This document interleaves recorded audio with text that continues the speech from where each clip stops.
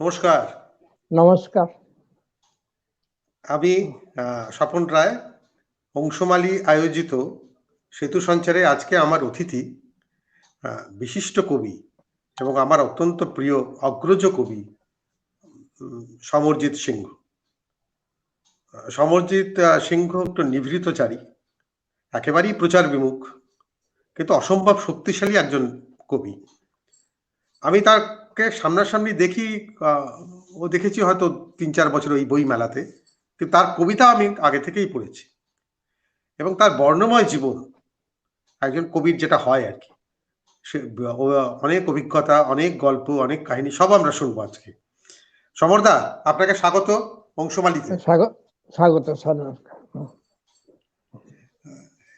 দাদা, আমরা অংশমালী শুরুর আগে সবাইকে বলি একটা স্বপরিচিতি দিতে, সেলফ ইন্ট্রোডাকশন। আপনি কাইন্ডলি একটু আপনার সামান্য কিছু সেলফ ইন্ট্রোডাকশন দিন। মানে আপনি আমাকে বললেন যে আপনি ফাঁসির দড়িটা গলায় পরে নিন, এই তো? আচ্ছা, কি আর করা যাবে, এখনো পড়াইনি, ওটা শেষে পড়াবো। আচ্ছা, তো ঘটনা হলো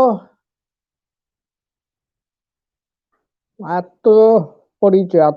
আমার তো কোনো পরিচয় নেই। এক নম্বর, প্রথমত আমার ফেসবুক আইডি যারা দেখেছেন তারা জানেন যে লেখা আছে পরিষ্কার নবডি। তো এখন আপনি আমাকে আত্মপরিচয় দিতে বললে জাস্ট একটা জৈবিক একটা আত্মপরিচয় আমি দিতে পারি। জৈবিক মানে একজন প্রাণীর যে পরিচয় থাকে সেই রকম হিসাবে আমি একটা পরিচয় দিই। আমার জন্ম ত্রিপুরার কৈলাসহর বলে একটা, এখন সেটা ডিস্ট্রিক্ট টাউন, সেটা আগে সাব ডিভিশনাল টাউন ছিল। সেই কৈলাসহর থেকে 8 কিলোমিটার দূরে একটা চা বাগানের পাশে জলাই বলে একটা গ্রামে। পেছনে তার মনু নদী, সামনে পাহাড়, পাহাড়ের নামটিও খুব সুন্দর, রঘুনন্দন পাহাড়। সেই পাহাড়ের নিচে এক পৌষ মাসে এক বুধবার, দ্যাট ইজ 12 জানুয়ারি, আমার জন্ম হয়েছিল বিকেলের দিকে 4টে, 4:30-র মধ্যে জন্ম হয়েছিল 1955 সালে। এই হলো আমার জন্ম। আমার জন্মের পর বাবা আমাদের নিয়ে যান, তিনি স্কুল শিক্ষক ছিলেন, ফলত বদলির চাকরি। তো তিনি যেখানে চাকরি করতেন তখন সেই আমার জন্মস্থান থেকে প্রায় 25 কিলোমিটার দূরে একটা গ্রামে, সেই গ্রামে আমরা চলে যাই। তারপরে সেখানে তার আগে একটু ছোট্ট ঘটনা না বললে বলা নিয়ে অসুবিধা হয়ে যাচ্ছে আবার এই গল্পতে, মানে আত্মপরিচয়ে। আমার মার এটা দ্বিতীয় বিবাহ, বাবারও এটা দ্বিতীয় বিবাহ। মণিপুরী সমাজে দ্বিতীয়, তৃতীয়, চতুর্থ, পঞ্চম বিবাহ মুসলিমদের মতো অনেকটা ব্যাপার ছিল। বিবাহ কোনো দূষণীয় না, পুরুষ তো বিয়েই করবে, এবং বিধবা বিবাহ প্রচলন ছিল। তো আমার মা ছিলেন এক ধনী পরিবারের কি বলা কিশোরী বিধবা, তখনও 18 বছর হয়নি। সেই রকম বয়সে এই অগাধ সম্পত্তি নিয়ে মা জলে পড়ে যান। তো অনেক কি বলে পুরুষের হাতছানি টাতছানির মাঝখানে এই আমার বাবাকেই তিনি পছন্দ করে ফেললেন। তো যাই হোক, সম্পূর্ণ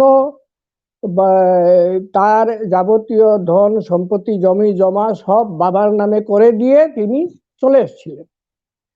তো সেই বাবা যখন বদলি হলেন, সেই জায়গাতে মা বলেছিলেন যে মার নামে অন্তত কিছু জমি কিনে দিতে। বাবা বলেছে ঠিক আছে।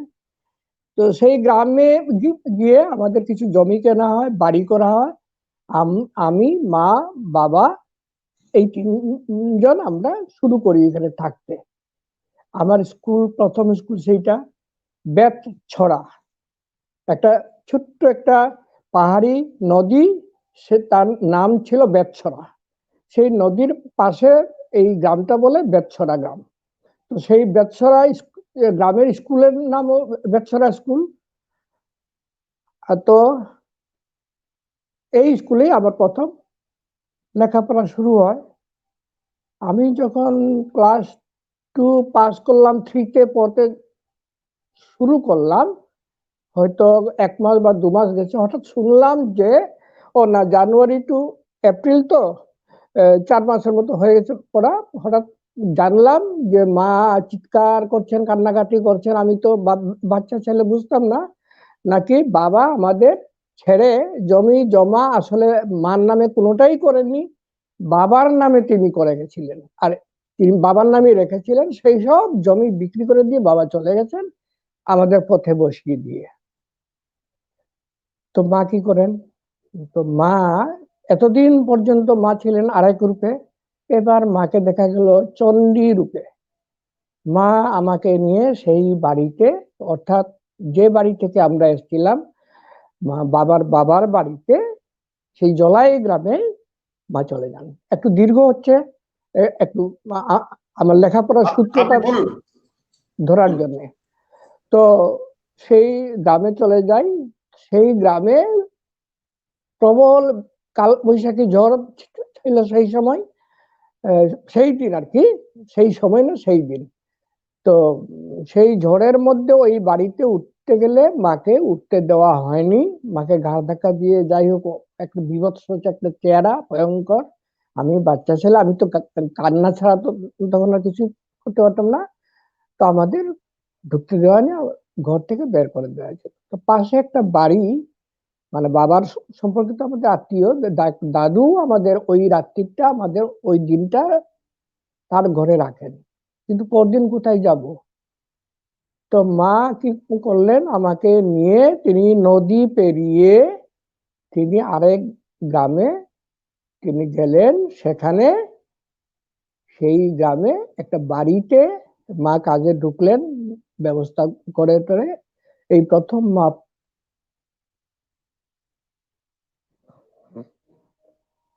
পরের বাড়িতে কাজ শুরু করলেন। হ্যাঁ দাদা, আমি বুঝতে পারছি, আপনি সামলান নিজেকে। She was a great lady. এরপরে আমাকে আরেক বাড়িতে কাজে দেওয়া হলো। লেখাপড়া বন্ধ, পরের বাড়িতে মানে মুনিগিরি, মা ওইভাবে কাজ করছেন। কিন্তু আমার তো মন মানে না। তো স্কুলের দিকে তাকিয়ে থাকতাম, বাচ্চা ছেলেরা যাচ্ছে, এবারে আমার বয়সী, তখন আমার বয়স কত, 8 বছর।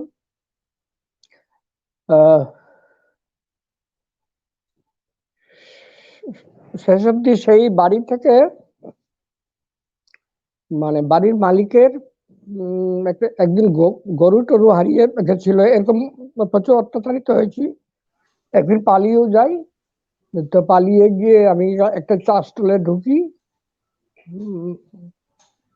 যাই হোক, আবার মা এদিকে মানে ওই গ্রাম্য যে বিচার বলা হয়, গ্রাম্য বিচার টিচারে আমি এক সেকেন্ড সময় নিচ্ছি।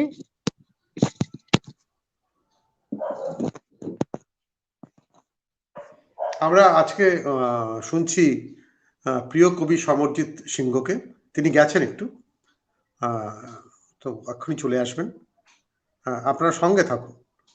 সমরজিৎ সিংহের কথা আমি একটু আগেই বলেছি যে এক অসম্ভব বর্ণময় জীবন তার। মা ওইদিকে, সেই জীবনের অভিজ্ঞতা সমরদা বলছেন, বলুন। মা ওইদিকে গ্রাম্য বিচার বসিয়ে টসিয়ে বাবার সঙ্গে ফাইট করে এইটুকু হলো, একটা থাকার ঘর পাওয়া গেল আমাদের। তারপরে মা কি করলেন, মার গয়নাগাটি যা ছিল সব বিক্রি করে তিনি ব্যবসায় নামলেন। ধান কিনতেন, চাল বানিয়ে তা বিক্রি করতেন। তা আমাকে পুনরায় স্কুলে তিনি ভর্তি করিয়ে দিলেন। সেই স্কুলটা ওই গ্রামে যখন গেছিলাম সেটা পেচারডহর, তারপরে আরেকটা গ্রামে এলাম, এবার কাউলিকুড়া বলে পাশে চা বাগানের একটা স্কুল, সেই স্কুলে পড়াশোনা শুরু করলাম। তো তারপরে আবার একটা ছোট্ট স্কুল ক্লাস 5 অবধি। এই স্কুল, আমি স্কুল লাইফে কখনো মানে সেকেন্ড শব্দটা আমার লাইফে ঘটেনি, মানে স্কুল লাইফে আর কি। পরবর্তীকালে তো আমি বেগাবল মানে পড়াশোনাই ঠিক মতো হলো না, লেখাপড়াই করতে পারলাম না। তো সেই স্কুলটা ক্লাস 5 থেকে ক্লাস 6, 7 এগুলিতে বড় করার জন্য গ্রামের লোকরা চেষ্টা করে, যে করলো, স্কুলটা প্রাইভেট হয়ে গেল। তো আমি তখন শহরের স্কুলে ক্লাস 6 পড়ার জন্য অ্যাডমিশন নিয়েছিলাম। আমাকে জোর করে আবার এই স্কুলে আনা হলো, তুমি না থাকলে হবে না বলে। যাই হোক, এই স্কুলে 8 অবধি পড়লাম। তারপরে আবার সেই শহরের স্কুলে গিয়ে যখন পড়তে গেলাম সায়েন্স নিয়ে, মা বললো আমি আর পড়াতে পারবো না, আমার টাকা নেই। তো আমি কি করি, শেষ অবধি আমার এক পরবর্তীকালে তিনি আমার দিদির হাজবেন্ড হয়েছিলেন, এক স্কুল টিচার। তো তার পরামর্শ মতো তার স্কুলে গিয়ে আমি ভর্তি হই ক্লাস 9-এ। 9, 10, 11, আমাদের সময় 11 পর্যন্ত ছিল, হায়ার সেকেন্ডারি 11-এ হতো। তো সেই স্কুল থেকে পাস করে কলেজে, কৈলাসহর কলেজে ভর্তি হই। ভর্তি হবার পরে আমি তো এসএফআই করতাম। তো এসএফআই করতে করতে একটা খাদ্য আন্দোলনে জড়িয়ে আমি অ্যারেস্ট হয়ে গেলাম, আমি জেলে চলে গেলাম। জেল থেকে বেরিয়ে এসে কমিউনিস্ট পার্টির সঙ্গে আমার কলিশন হলো, ছেড়ে দিলাম। দিয়ে এখনকার দিনে, তখনকার দিনে বলা হতো নকশাল, তাদের সঙ্গে জড়িত হয়ে পড়লাম। কিন্তু যেই জড়িত হলাম কিছুদিনের মধ্যে আমার নামে নন বেইলেবল ওয়ারেন্ট বেরোলো। তারপরে দাদা হ্যাঁ, একটু থামাচ্ছি, আপনি একটু সরে আসুন এদিকটায়। হ্যাঁ, হ্যাঁ হ্যাঁ হ্যাঁ, এই ঠিক আছে। নন বেইলেবল ওয়ারেন্ট বেরোলো। আমাকে মহকুমা শাসক খুব স্নেহ করতেন, কৈলাসহর মহকুমা শাসক ব্যোমকেশ দত্ত। তিনি আমাকে বললেন, আমার গাড়ি নিয়ে আমি আমার সাব ডিভিশনটা পার করে দিচ্ছি, তারপরে তুমি এখান থেকে পালিয়ে যাও, না হলে তুমি একবার জেলে ঢুকলে, তখন কত 1973-74 সাল জরুরি অবস্থা আসবে, তার মুহূর্ত অবস্থা খুব সঙ্গীন সারা ভারতবর্ষে। তিনি বলেন তুমি পালাও, না জেলে ঢুকলে বেরোতে পারবে না। আর যথারীতি আমি পালিয়ে শিলচর গেলাম। শিলচর কাউকেই চিনি না, সেখানে গিয়ে যাই হোক শক্তিপদ ব্রহ্মচারী, উদয়ন ঘোষ, বিজিত ভট্টাচার্য, ব্রজেন্দ্র কুমার সিংহ, তপোধীর ভট্টাচার্য, মিথিলেশ ভট্টাচার্য, এদের সঙ্গে পরিচয় হয়ে তপোধীরদের ওরা তখন আমাকেও পেয়ে একটা নতুন কাগজ শতক্রতু বলে করতে যাবে। তো ওই কাগজের সঙ্গে জড়িত হলাম। আমি প্রথম চাকরি করতে শুরু করলাম দৈনিক প্রান্তজ্যোতিতে, তাদের সম্পাদকীয় লেখার একটা দায়িত্ব পেলাম, আর রবিবাসরীয়টা চালাবার একটা দায়িত্ব, তপোধীরের সৌজন্যেই মূলত। সেখান থেকে আবার শক্তি চট্টোপাধ্যায়ের প্ররোচনায় পালিয়ে কলকাতা আসা, কলকাতার একটা লাইফ কাটলো। কলকাতা থেকে আবার যখন সরকারি চাকরি পেলাম ত্রিপুরায়, আবার চলে গেলাম ত্রিপুরায়। 79 থেকে টানা ত্রিপুরা, 2014 রিটায়ারমেন্ট, 2015 জানুয়ারিতে আমি এই ঘরে চলে এলাম। এই তো আমার আত্মপরিচয় বলতে এটুকুই। যারা শুনলেন তারা বুঝতে পারছেন যে এই মানুষটি কত কত বিচিত্র অভিজ্ঞতার মধ্যে দিয়ে গিয়েছেন। আরো শুনবো আমরা। সমরদা, কিছু অতিথি এসছেন, আমাকে স্বাগত জানিয়ে নি। ফরিদ চেপাতুল্লাহ, শুভ সন্ধ্যা। সমরদা, সমরজিৎ দা, গত বছর সল্ট লেকে সমরদার সাথে দেখা হয়েছিল। সমরদেব, আপনি চেনেন, সমরদেব এসছেন এবং শুভ সন্ধ্যা জানিয়েছেন, আপনার মাকে প্রণাম জানিয়েছে। সবিতা ব্যানার্জি লিখছেন, স্যার কেমন আছেন, অনেকদিন পর দেখলাম। হ্যাপি নিউ ইয়ার সবিতা জানিয়েছেন আপনাকে। রবীন বণিক শুভ সন্ধ্যা জানিয়েছেন আমাদের। তপন মুখার্জি এসছেন, শুভ সন্ধ্যা শুনছি, ভালো লাগছে। সমরদেব আবার লিখছেন স্যালুট দাদা। তো আরো অতিথি আসবেন, আমরা আপনাদের ধন্যবাদ সবাইকে আমি সবাইকে। সবাইকে শুভেচ্ছা জানাচ্ছি। সঙ্গে থাকুন, আমাদের কথাবার্তা চলবে।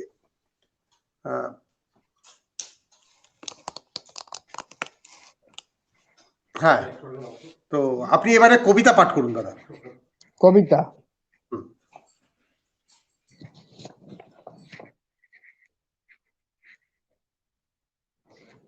আমি আমার গৌতুলি রচিত এই গ্রন্থটি, তো এটা থেকে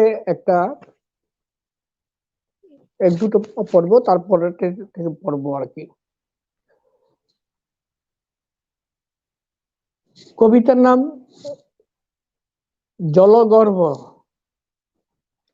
প্রথমে স্থাপিত হোক ইচ্ছা, অর্থাৎ শূন্য থেকে গতি, ক্রমে যার রূপ বায়ু ও জলগর্ভ রেখা ধরে প্রকাশিত।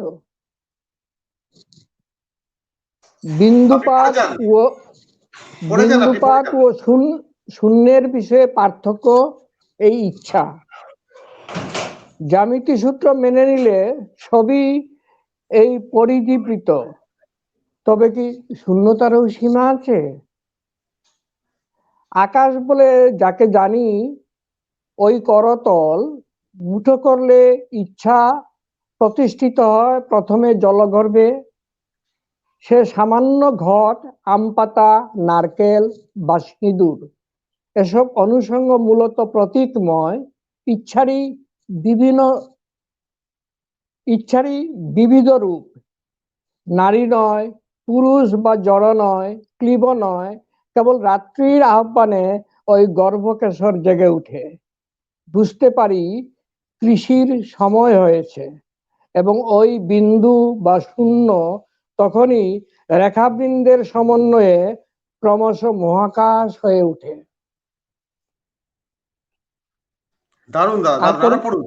হ্যাঁ, পড়ুন না, পড়ুন। এখন বেশ কটা কবিতা পড়ুন।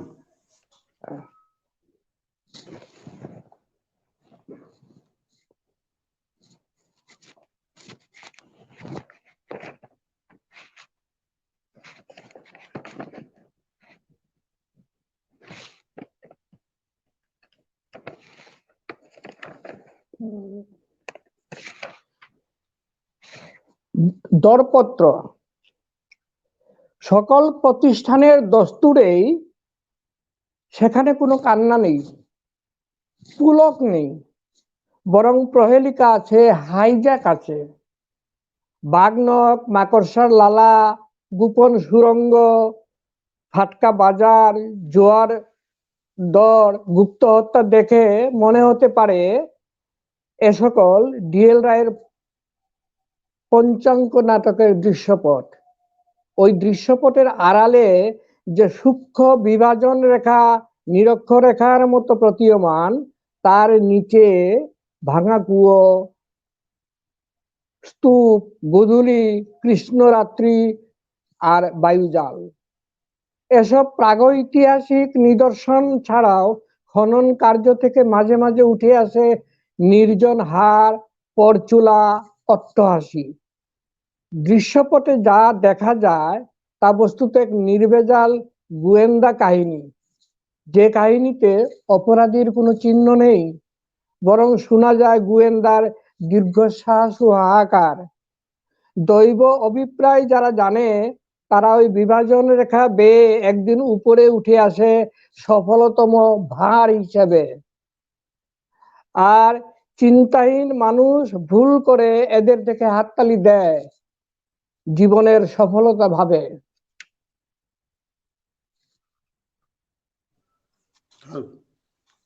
দাদা, আমার একটা ছোট্ট প্রশ্ন আছে। হ্যাঁ এই যে দুটো কবিতা শুন, হ্যাঁ বলুন। কবিতা অদ্ভুত ভাবে আমার তো খুব ভালো লেগেছে।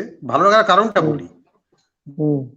ছিন্ন দৃশ্য, হ্যাঁ, জীবনের অভিজ্ঞতা সেগুলোকে হ্যাঁ, আপনি সংযুক্ত করেননি। কবিতা মানে হ্যাঁ, প্রচলিত কবিতা আছে, একটা হ্যাঁ, ফলে সেটাকে যোগাযোগ রাখে, তারপর একটা হ্যাঁ, কনক্লুশনে পৌঁছে।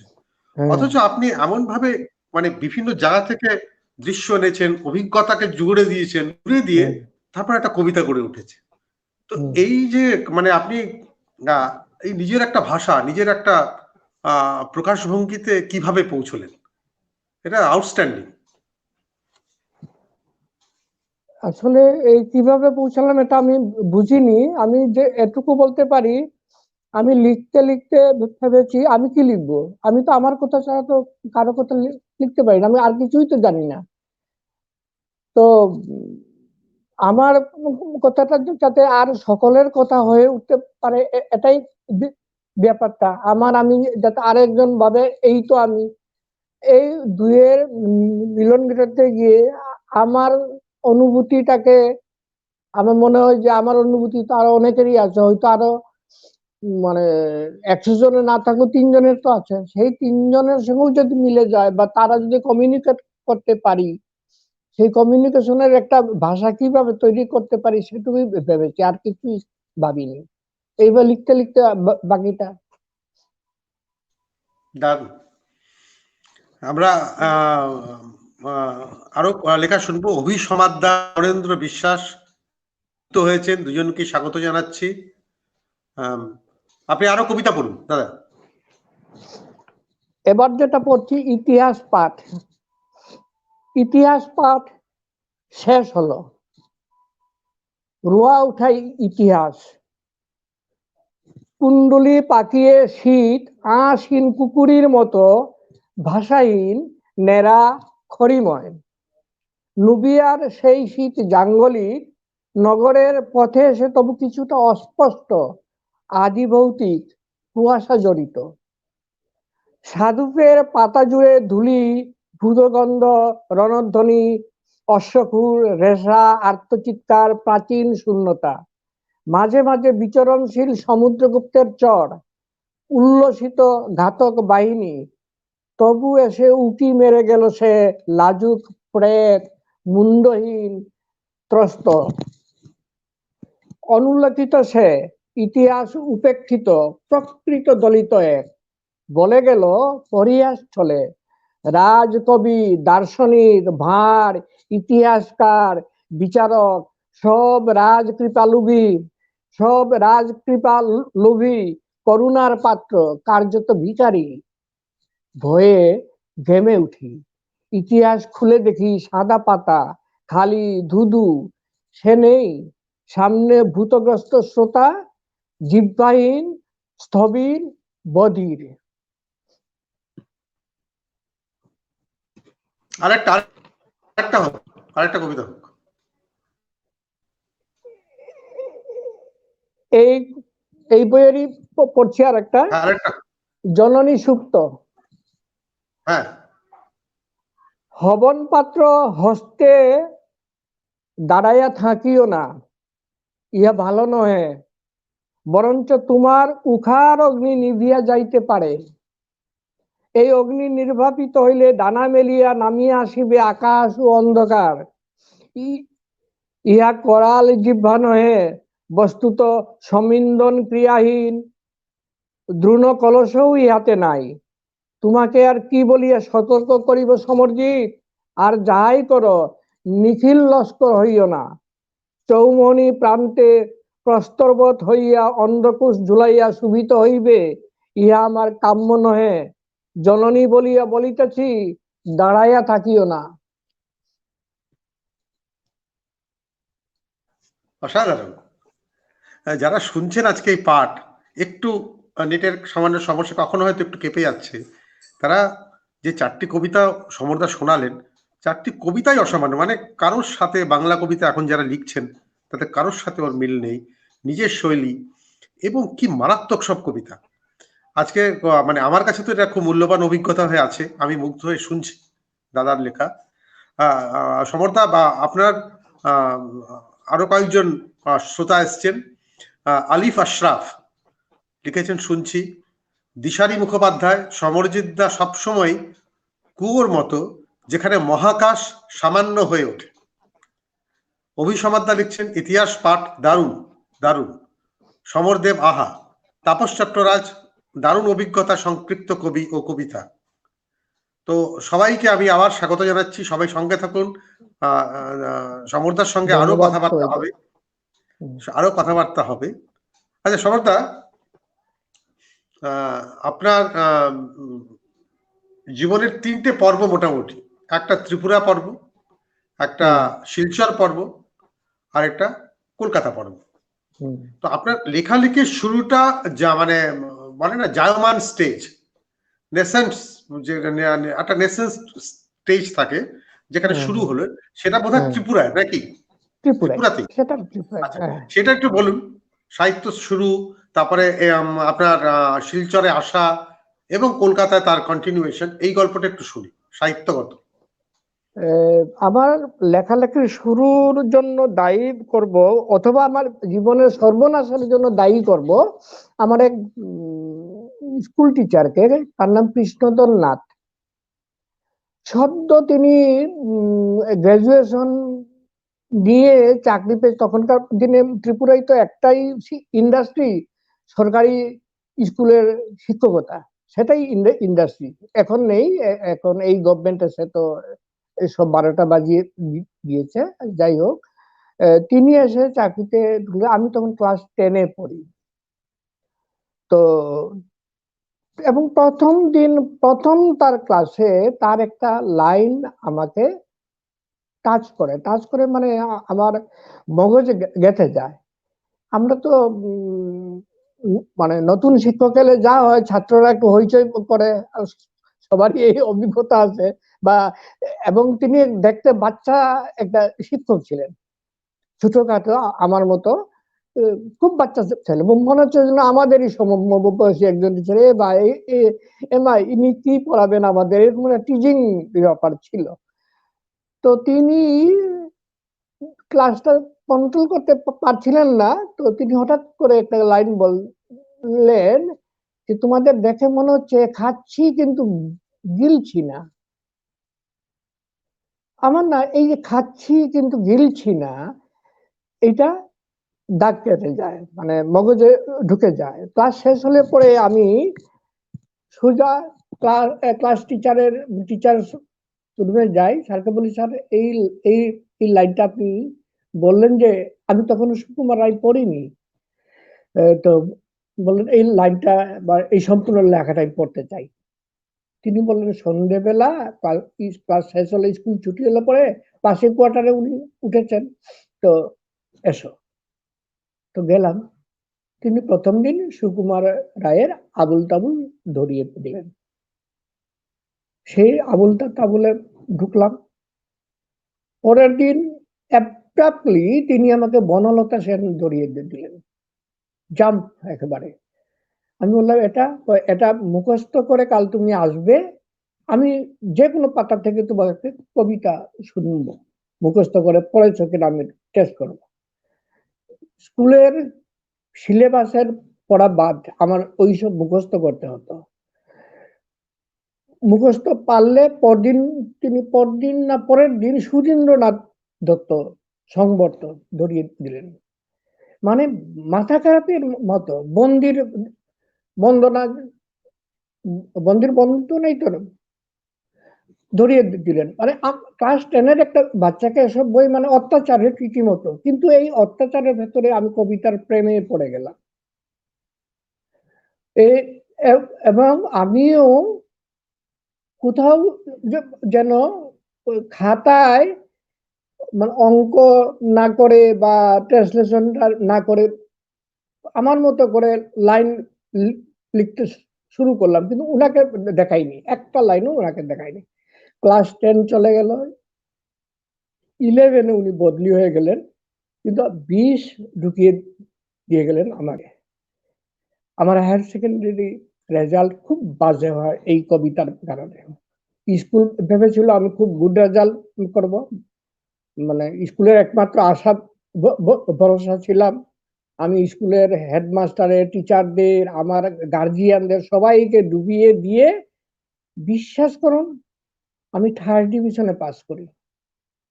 মানে আমার মনে ছিল তার চেয়ে ফেল করা খুব ভালো ছিল, কিন্তু যখন জানলাম আমাদের সাব ডিভিশনে 5,000 জন পরীক্ষার্থীর মধ্যে মাত্র 53 জন আমরা পাস করেছি, আমার স্কুল থেকে আমি একাই পাস করেছি, আমার কষ্টটা একটু দূর হয়েছে।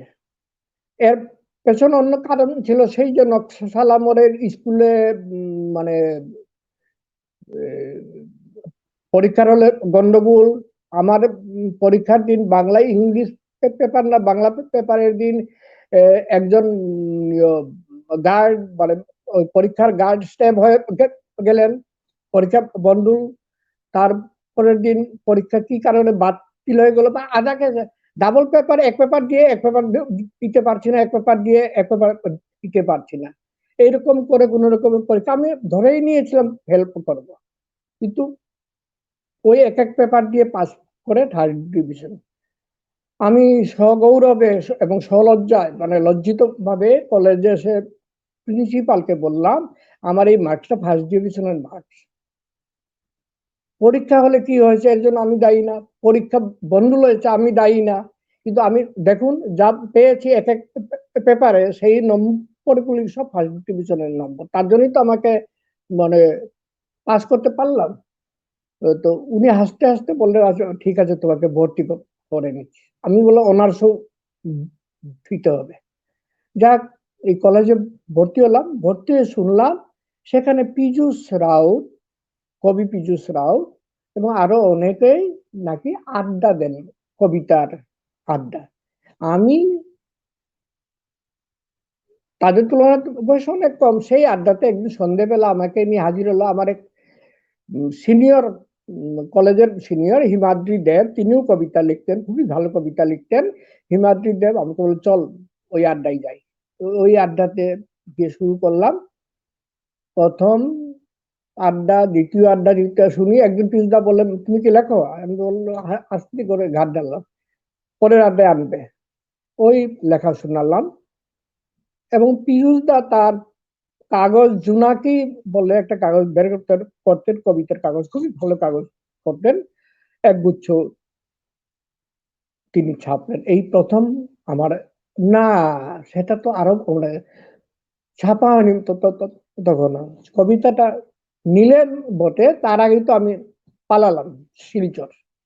আমার আর শিলচরে গিয়ে বাকি লেখালেখিটা শক্তিপদ ছন্দ শেখা বা জানা সব ব্রজেন্দ্র সিনহার হাত ধরে, তারপরে শক্তিদাদের সঙ্গে আড্ডা। আর আরেকটা ইন্টারেস্টিং ঘটনা আমি লিখেছিও মানে ফেসবুকে, তবু শোনাচ্ছি আপনাদের। যে আমি শিলচরে যেদিন প্রথম গেলাম,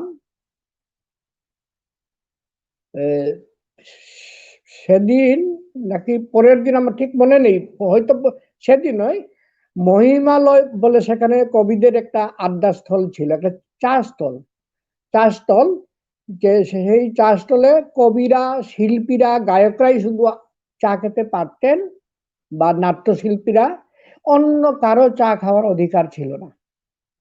সেই চারদিকে ইলেকট্রিক লাইট, কিন্তু এই চা স্টলে বড় বড় সব ক্যান্ডেল জ্বালানো টেবিলে টেবিলে। তো আমি ঘুরতে ঘুরতে শিলচর শহরের নতুন চিনি না, চা খাবার খুব চেষ্টা, আমি সেই স্টলে ঢুকি, তো বললাম যে এক কাপ চা খাবো। তো মহিমদা যিনি চা স্টলের মালিক বললেন এই বাচ্চা ছেলে তুমি কবিতা লেখো, কবিতা না লিখলে এখান থেকে বেরো। আমি বললাম আমি লিখি, শোনাও আগে। তো আমার ব্যাগে একটা খাতা ছিল, মহিমদাকে কবিতা শুনিয়ে চা খাবার অনুমতি পেলাম।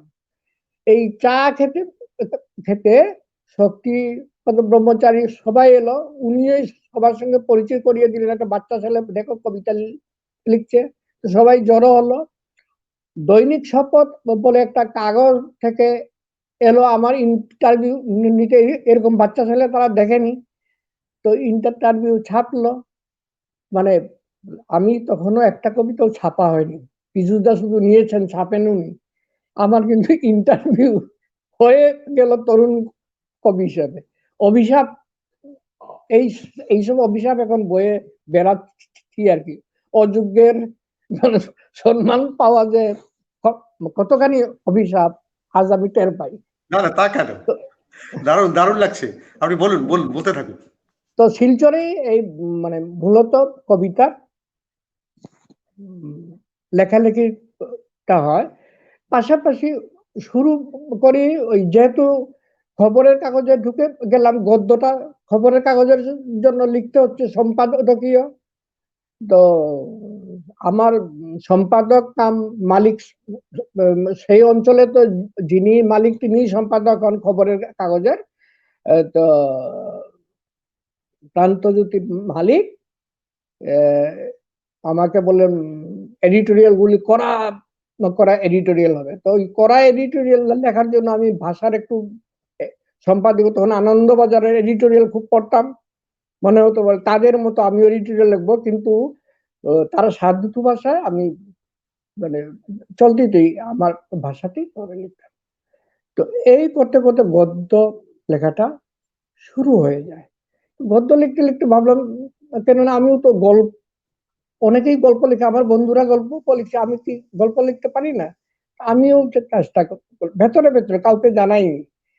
সেই গল্প প্রথম প্রকাশিত হয় কলকাতায় এসে ভাস্বতী রায়চৌধুরীর অহংকার বলে একটা কাগজ ছিল, সেই কাগজে পরী বলে একটা গল্প। পরী মানে ভিক্টোরিয়া মেমোরিয়ালের উপরের যে পরীগুলি, ওই যে সুন্দর যে ভাস্কর্য, সেই পরীগুলি, আমার এই গল্পের টোটাল সাবজেক্টটাই ছিল কলকাতার যারা বেশ্যা দেহ উপজীবিনী, তারা সব দিনের বেলা ওই পরী হয়ে থাকে ভিক্টোরিয়ার নিয়বলিতে আর কি, গম্বুজগুলির উপরে। রাত্রিরে তারা নেমে এসে তারা এইসব কাজ করে। গল্পের বিষয়টা এই ছিল আর কি। এখন গল্পটা হারিয়ে গেছে, আবার আজ এই গল্প লেখার শুরু, মানে কবিতা গল্প শুরু হয়ে গেল। তারপর তো ঠিক আসে আসে কবিতা লেখা টেখা। তো সন্দেহ নেই প্রথমের দিকে শক্তি, সুনীল, এইসব বড় বড় দিক পতিদের সান্নিধ্যে থেকে, তাদের প্রভাব থেকে মুক্ত হওয়া খুব টাফ ছিল। কিন্তু আমি দেখলাম যে কৃত্তিবাসে যখন আমি কাজ করছি, তখনই এই আমাদের বন্ধু সৈয়দ কৌশল জামালের ছোট ভাই জমিল সৈয়দ, সুব্রত সরকার, এরা আমাকে মানে সুনীলের চামচা, কৃত্তিবাসের চামচা এসব বলে, তারা যেসব ম্যাগাজিন করতো তাতে লিখিত ভাবে এসব বলতে যখন শুরু করলো, আরে আমি তো চামচাগিরি করছি না, আমি তো চাকরি করছি কৃত্তিবাসে, তার ব্যাপারটা ধরতে পারলো না। আর সুনীল গাঙ্গুলির সঙ্গে আমার সত্যি বলতে কি সেইরকম, উনি বাঁচিয়েছেন অনেকবার, নো ডাউট, ঋণীও আমি তার কাছে, এরকম ছিল না। যা ছিল আমার শক্তি চট্টোপাধ্যায় আর কিছুটা সন্দীপন চট্টোপাধ্যায়। তো এই চামচা শব্দটা শোনার পরে আমি ভাবলাম না, এদের প্রভাব থেকে একেবারেই চিরতরে সরে যেতে হবে। ওইটাই চেষ্টা করলাম সারা জীবন আর কি। এই বাহ, আমরা শুনলাম একটা মানুষের একক হয়ে ওঠার সত্য ঘটনা, মানে এটা কোনো গল্প নয়, কাহিনী নয়। কত বিচিত্র অভিজ্ঞতা, কত বিচিত্র পরিবর্তনের মধ্যে দিয়ে একজন কবিকে যেতে হয়। সমরজিৎ সিংহ আজকে আমার যিনি অতিথি, তিনি তার প্রমাণ। এবার সমরদা, আরো কিছু কবিতা পড়ি, আমাদের অনুষ্ঠান এবার শেষের দিকে যাবে, আরো কিছু আচ্ছা কবিতা আচ্ছা। পড়ি।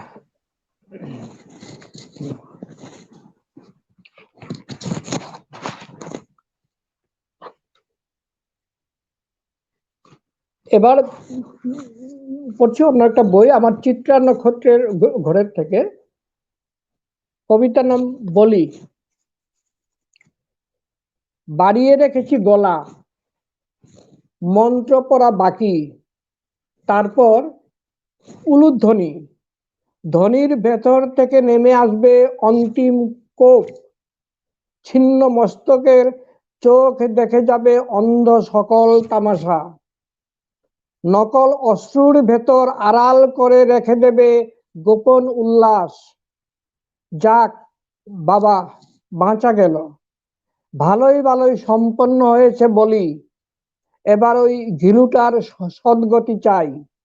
হৃৎপিণ্ড এখনো সচল, দেবী তবে অসন্তুষ্ট, গলদ হয়েছে, থেমে গেছে উলুধ্বনি, দেহ পড়ে আছে একদিকে, পড়ে আছে তবু যেন ধুকপুক, থামেনি এখনো। সেদিকে তাকিয়ে ভীত সে কষায় জপে যাচ্ছে নাম, সমরজিৎ সমরজিৎ। পড়ুন, আরো পড়ুন। বটিদা, এটা আমার একটা প্রিয় কবিতা, পড়ছি। পেন নাম করিয়া আমার বটিদা, গলাটা পেতে রেখেছি হাড়ি কাঠে, এবার তুমি সদয় হও, ঝপ করে নেমে পড়ো গলার উপর। তা যদি না পারো, তোমার বিরুদ্ধে লেলিয়ে দেব বাংলা কবিতা, বলে রাখলাম। গ্রেট গ্রেট, দারুণ। আরো হোক না, আরো কয়েকটা কবিতা পড়ুন, আরো কয়েকটা কবিতা পড়ুন দাদা। পড়ছি, হ্যাঁ হ্যাঁ, পড়ছি পড়ুন। পড়ছি, এটা খুলে যাচ্ছিল ওই জন্য। উন্মাদিনী,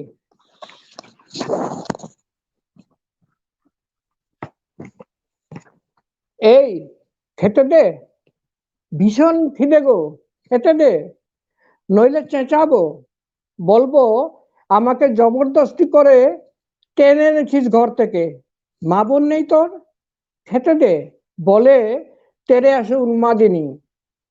তার দু চোখে পরমাণু কুণ্ড, সেখান থেকে সহস্র বৎসরের যজ্ঞশিখা বেরিয়ে এসে ধ্বংস করতে চাইছে এই প্রেত শিবময় জগৎ। তাকে খেতে দিই পরম যত্নে, পাতে তুলে দিই আমার খাবার, সারাদিন খেতে এসে নুন লঙ্কা মেখে বসেছি পাতে, জরিপ দপ্তরের ফিতা এখনো চোখের নিচে, মেপে যাচ্ছি আজন্ম শ্মশান, সাদা ভাত, নুন লঙ্কা সহ একর গন্ডা, তার পাতে তুলে দিই তাও, দেখি সে ধ্যানমগ্না গৌরী পরম আগ্রহে খেয়ে নিল সব, তারপর ছায়াপথ, শনির বলয় সহ সকল গ্রহপুঞ্জ, এক চুমুকে পান করলো সমুদ্র, এবার ফিরে তাকালো আমার দিকে, বললো আর কিছু নেই, তাহলে আয় তোকেই খাবো, বলে উঠে এলো সে। আমি সেই থেকে পালাচ্ছি ভয়ে ত্রাসে, পালাচ্ছি মর্ত থেকে পাতাল, পাতাল থেকে অন্তরিক্ষ, কোথাও আমার আশ্রয় নেই। আরেকটা হোক দাদা, আরেকটা কবিতা পড়া হোক। আচ্ছা, লাস্ট কবিতা হ্যাঁ, পড়ছি, একটা মার্ক করে রেখেছিলাম, দাঁড়ান একটু দাঁড়ান। হ্যাঁ, ডায়েরি, এ জন্মে হবার নয়, গোপনে একথা লিখেছিলে ডায়েরিতে। তার 3 পৃষ্ঠা পরে দেখা লেখা, সরি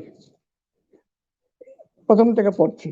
এ জন্মে হবার নয়, গোপনে একথা লিখেছিলে ডায়েরিতে।